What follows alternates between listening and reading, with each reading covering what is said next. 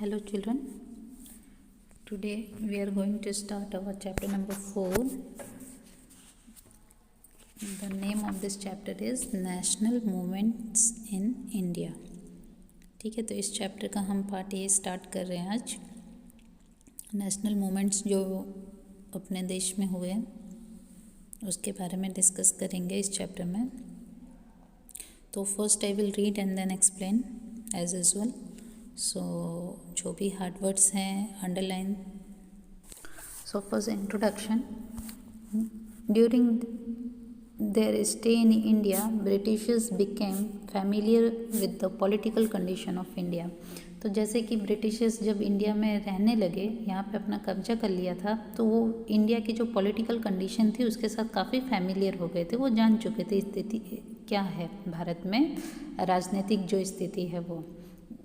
The British East India Company took advantage of the political disputes or internal weakness of India, and from 1757 AD, after creeping into Bengal to the uprising of 1857 AD, it established its supremacy over India in its 100 year of rule. तो ये जो 100 सालों का समय था जब अंग्रेज़ों ने 1757 में बंगाल पर अपना हक जमा लिया था, कब्जा करने के बाद जो 1857 तक का टाइम था, उन 100 सालों में पूरी तरीके से अपना दबदबा भारत पर अंग्रेज़ों ने बना लिया था। In order to maintain this supremacy the English gradually develop a strong administrative structure in the country. और यहाँ पर अपना ये जो प्रभुत्व जो उन्होंने एक सुप्रीमेसी बनाए रखने के लिए उन्होंने क्या किया कि एक स्ट्रॉन्ग एडमिनिस्ट्रेटिव सिस्टम स्ट्रक्चर को कंट्री में लेकर आए। Through this administrative structure common laws, common administration and a legal system according to the British system came into existence. तो इस एडमिनिस्ट्रेशन जो था उस टाइम का, उन्होंने क्या किया, कॉमन लॉज रखे, कॉमन एडमिनिस्ट्रेशन सिस्टम्स रखे और लीगल जो सिस्टम था अपने अकॉर्डिंग यहाँ पे इस्टेब्लिश कर दिया। Yet the English residing in India establish such law and administration that England would get more benefit. But अंग्रेज़ों ने जो भी यहाँ पे लॉज बनाए, जो भी एडमिनिस्ट्रेटिव स्ट्रक्चर डेवलप किया, वो बस इससे ज़्यादा से ज़्यादा इंग्लैंड को फ़ायदा हो उसको ध्यान में उन्होंने रखा। At the cost of India they made England prosperous and exploited India the most. और इंडिया की ही कीमत पर भारत को, इंग्लैंड को उन्होंने ज़्यादा से ज़्यादा डेवलप किया, वहाँ की समृद्धि बढ़ाई और इंडिया को एक्सप्लॉइट कर दिया उन लोगों ने। ठीक है, इंडिया का शोषण होता चला गया भारत का और वो लोग आगे बढ़ते चले गए। The great national uprising of 1857। अब 1857 का जो रिवॉल्ट था उसके बारे में हम देखेंगे। Some of the factors that caused the uprising of 1857 were political dissatisfaction, economic exploitation, social and religious factors, military factors, and immediate reason like induction of the Enfield rifle in the army. तो इसमें यह है कि जो factors थे इस विद्रोह के, ये मूवमेंट जो था 1857 का जो रिवॉल्ट था उसका जो मेन फैक्टर्स था इस विद्रोह के होने का कि लोगों में असंतोष था, डिससेटिस्फैक्शन था, पॉलिटिकल राजनीतिक तौर पे, इकोनॉमिक आर्थिक तौर पे उनको शोषण किया जा रहा था, सामाजिक और धार्मिक जो फैक्टर्स थे, मिलिट्री फैक्टर थे। अब इमीडिएट फैक्टर ये था कि जो एनफील्ड राइफल था वो के कारतूस वाले जो राइफल आए थे वो एक मेन रीज़न था। Mangal Pandey was the first martyr of the uprising. तो इस विद्रोह के जो फर्स्ट शहीद जो हुए वो शहीद थे Mangal Pandey. Several revolutionaries like Nana Sahib, Tatya Tope, Raja Kunwar Singh, Rani Lakshmibai, Bahadur Shah Zafar etcetera took part in it. तो जैसे कि राजा कुंवर सिंह, रानी लक्ष्मीबाई, बहादुर शाह जफर, नाना साहेब, तात्या टोपे, ये सब इस मूवमेंट में उन्होंने हिस्सा लिया। The uprising of 1857 produced many effects, among which are the end of company rule in India and the rule of the British Crown, change in administrative, military, social, religious policies. ठीक है, तो 1857 का जो revolt था इसमें काफ़ी इसके effects आए अपने कंट्री में देखने को मिले, जैसे कि कंपनी रूल का एंड हो गया, क्राउन जो ब्रिटिश क्राउन का जो सिस्टम था, रूल था, उसमें चेंजेस आए, प्रशासन जो एडमिनिस्ट्रेशन है उसमें चेंज आए, मिलिट्री रूल्स में चेंज आए, सोशल रिलीजियस पॉलिसीज़ में चेंज आए, सब कुछ इफेक्ट हुआ। The reason responsible for the failure of 1857 uprising are the beginning of uprising before the plan time. तो मेन जो रीज़न था इस विद्रोह के फेल होने का, इस रिवोल्ट का फेल होने का मेन जो रीज़न था वो ये था कि बिफोर प्लान ये स्टार्ट हो गया था, जो एक प्लानिंग की गई थी उससे पहले ही ये रिवोल्ट स्टार्ट हो गया था। Lack of central leadership, insufficient and unsophisticated weapons, importance of self-centered interest, that nationalism amongst revolutionaries, lack of suitable and organized leadership etc. तो मेन जो रीजंस थे, एक तो ये था कि बिफोर प्लान स्टार्ट हो गया था, दूसरा ये भी था कि लीडरशिप प्रॉपर नहीं थी, अच्छे वेपन्स नहीं थे, अच्छे हथियार नहीं थे, और लोगों का सेल्फ इंटरेस्ट था। देश को ध्यान में रख के वो लोग इसमें पार्टिसिपेट नहीं किए थे, खुद को ध्यान में रख के कर रहे थे। तो ये सारे रीजंस थे जिस वजह से ये रिवॉल्ट फेल हो गया। You have already studied these in detail in the previous class. तो आपने ये इसके बारे में अपनी प्रीवियस क्लास में ऑलरेडी पढ़ चुके हैं कि रीजंस क्या क्या थे इस रिवॉल्ट के फेल होने के। तो now boycott and indigenous movement. अब हम देखेंगे बाइकॉट किया गया, बहिष्कार किया गया, और एक स्वदेशी मूवमेंट आया कि जो बाहर की चीज़ें हैं उनको बाइकआउट करो और स्वदेश यानी अपने देश में जो चीज़ बनी है उसको प्रोत्साहित करें। तब उसके बारे में हम आगे पढ़ेंगे। Boycott and indigenous movement along with बंग भंग movement 1905 was one of the important event of the Indian national movement। तो बाइकॉट और इंडिजिनस जो मूवमेंट था उसके साथ ही जो बंग भंग का मूवमेंट था, ये भारत के इतिहास में एक महत्वपूर्ण आंदोलन था। Because of the divide and rule policy as a result of Britishers Machiavellian policies, boycott and indigenous movement got an impetus. तो ये जो पॉलिसी थी डिवाइड एंड रूल की, जो मैकिवेलियन पॉलिसी थी, उससे बाइकॉट और इंडिजिनस मूवमेंट को काफ़ी सपोर्ट मिला, एक स्पीड मिली कि मतलब हमें ये आगे से ज़्यादा बढ़ाना है कि बाइकॉट करना है, और इंडिजिनस मतलब जो भारत में जो वस्तुएं बन रही हैं उनको प्रोत्साहित करना है। Bengal was a big province at the time of British rule. तो बंगाल एक बहुत बड़ा प्रांत था, ब्रिटिश रूल जब था भारत में तब बंगाल एक बहुत बड़ा प्रांत था, which included the present day Bengal, Bihar and Odisha. तो उसके अंदर बंगाल, बिहार और ओडिशा ये तीनों इंक्लूड थे। Compare to the state, Bengal was the central point of the national awakening. तो कोई भी आंदोलन का जो सेंटर माना जाता था वो किसको माना जाता था? बंगाल में से ही स्टार्ट किया जाता था। The impetus and thought for the national movement came from Bengal. तो जो भी प्रेरणा लोगों को मिलती थी, जो भी लोगों को एक स्पीड मिलती थी आंदोलन की, वो कहाँ से शुरू होती थी? बंगाल से। In the 1857 revolt, Hindus and Muslim had collectively fought the English. तो 1857 का एक जो ये रिवॉल्ट था, ये पहला ऐसा रिवॉल्ट था जिसमें हिंदू और मुस्लिम एक साथ होके देश के लिए लड़े थे। That's why through the English strategy of divide and rule they encourage communalism and cause division among people. तो ये रिवॉल्ट में ब्रिटिशर्स ने देखा कि लोगों में एकता आ रही है, हिंदू मुस्लिम एक हो रहे हैं, तो इतना बड़ा जो ये प्रांत था तो इन्होंने डिवाइड एंड रूल की पॉलिसी निकाली, जिससे कि उन्होंने उनके बीच में एक पार्टीशन क्रिएट किया। वाइसरॉय कर्जन 1899-905 का जो पीरियड था, divide the west Bengal province into east Bengal and west Bengal, दो पार्ट में डिवाइड कर दिया उन्होंने, in the name of bringing about administrative efficiency. और ये क्या कहकर डिवाइड किया गया कि बहुत बड़ा प्रांत है तो दो हिस्सों में रहेगा, तो जो उनका प्रशासन है वो सही तरीके से चल सकेगा। There was a strong opposition to the division of Bengal. तो जब बंगाल का विभाजन हुआ, जब उसको अलग किया गया, तो इसको बहुत ही मतलब लोग उसके अगेंस्ट खड़े हुए, आवाज़ उठाई कि मतलब ये पार्टीशन नहीं होना चाहिए।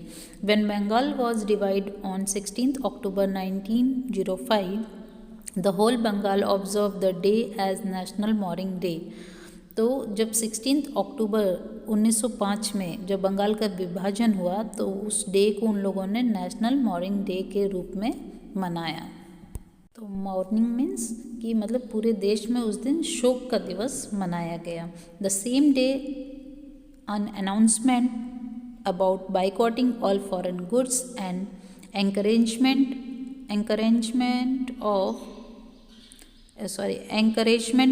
to use indigenous good was made।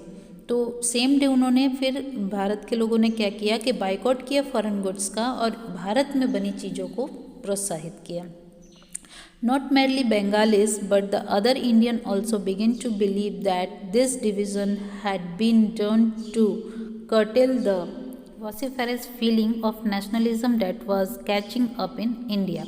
तो not only Bengalis, सिर्फ बंगालियों का ही नहीं, मीन्स भारत में रहने वाले हर एक इंसान का ये मानना था कि जो ये डिवीज़न किया गया है, ये डिवीज़न जो लोग आवाज़ उठा रहे हैं इनके खिलाफ, ब्रिटिशर्स के खिलाफ, उनकी आवाज़ को दबाने के लिए, काटने के लिए किया गया है। That day Hindus and Muslim tied rakhis to each other in the entire Bengal to express their unity. तो इस दिन क्या किया गया था, हिंदू मुस्लिम ने रक्षाबंधन मनाया था कि अपनी फीलिंग्स को एक्सप्रेस करने के लिए, अपनी एकता को दिखाने के लिए। This movement had 3 major characteristics: adopt indigenous product, boycott foreign goods, adopt national education. तो ये जो मूवमेंट हुआ इसमें इन लोगों ने 3 फैक्टर्स को मेन रखा, कैरेक्टरिस्टिक्स था इस मूवमेंट का। पहला कि अडॉप्ट किया स्वदेशी गुड्स को, बाइकआउट किया फॉरेन गुड्स को और अडॉप्ट किया नेशनल एजुकेशन को। India benefited a lot due to this swadeshi movement while the English industry was badly affected due to the boycott of foreign goods. तो इंडिया को बहुत ज़्यादा फ़ायदा हुआ इस स्वदेशी मूवमेंट से, और जो इंग्लिश जो इंडस्ट्रीज़ थी उनको भारी नुकसान सहना पड़ा क्योंकि बाइकआउट किया गया फॉरेन गुड्स का। The cloth coming from Manchester stop sugar stop, तो जो क्लोथ आते थे उनको रोक दिया गया। Sugar, shoes, cigarettes, tobacco etcetera imported from England also reduce and the sale of cloth made in India increase.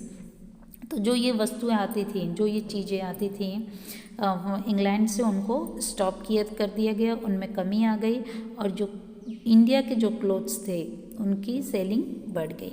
Factories for making indigenous good were started, और जो फैक्ट्रीज़ थी जो भारत में लगी थी और यहाँ की चीज़ें प्रोड्यूस कर रही थी वो फैक्ट्रीज बढ़ गई। The effect of the movement was felt in other province of India like Punjab, Uttar Pradesh, Madhya Pradesh, Mumbai, Madras etcetera beside Bengal.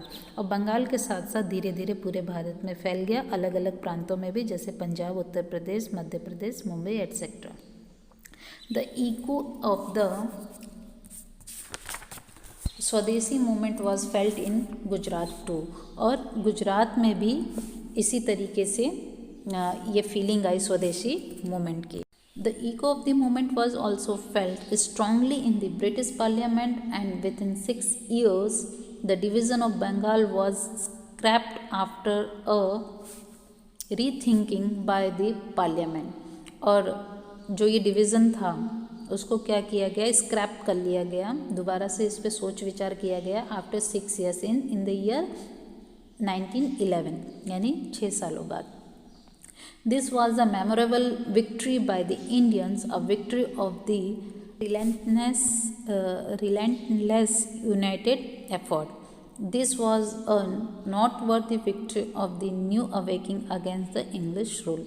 तो ये जो एक विक्ट्री थी, ये जो एक जीत थी, बहुत ही यादगार थी और एक दयाहीन, रिलेंटलेस मीन्स दयाहीन एक एफर्ट डाला गया था, लोगों ने अपने पूरे एफर्ट्स लगा दिए थे। और this was a noteworthy victory of the new awakening against the English rule, और इंग्लिश रूल के सामने ये एक बहुत बड़ी जीत थी।